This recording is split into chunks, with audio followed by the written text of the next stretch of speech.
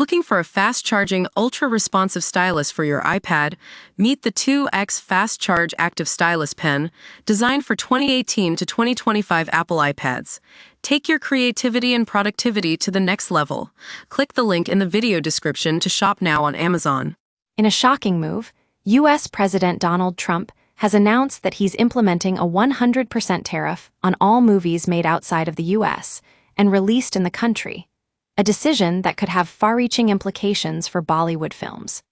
Rilo spoke exclusively to filmmaker Priyanka Ghose about this new development and what it might mean for India's biggest exports. Priyanka, thanks for sharing your thoughts with us today. I'm sure our viewers would love to know more about how this tariff is likely to affect the box office performance of Bollywood films in the U.S. How do you think this move will impact the collections of very big films like Alpha and Ramayana?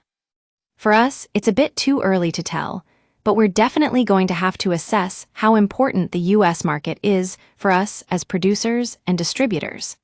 The U.S. has always been a significant market for Bollywood films, with a reported box office contribution of 35 to 40%. Now, I know what you might be thinking. How will this tariff affect ticket costs and discourage moviegoers from attending Bollywood films in the U.S.? And Priyanka, it's also interesting to note that Trump has claimed his movie-making business was stolen by other countries. How do you respond to that? While it's true that cultural exchange through films is invaluable, I don't think we should be too quick to label this as a case of candy from a baby. Bollywood films bring so much more value than just entertainment. They also promote Indian culture and values. Now, let's talk about the OTT shift. If Trump's new tariff comes into effect, it's likely that we'll see a more aggressive push towards streaming platforms in India. How do you think this will impact the way Bollywood films are distributed? Well, Rilo has reported on how ticket prices and distribution costs could double if these new rules are fully enforced.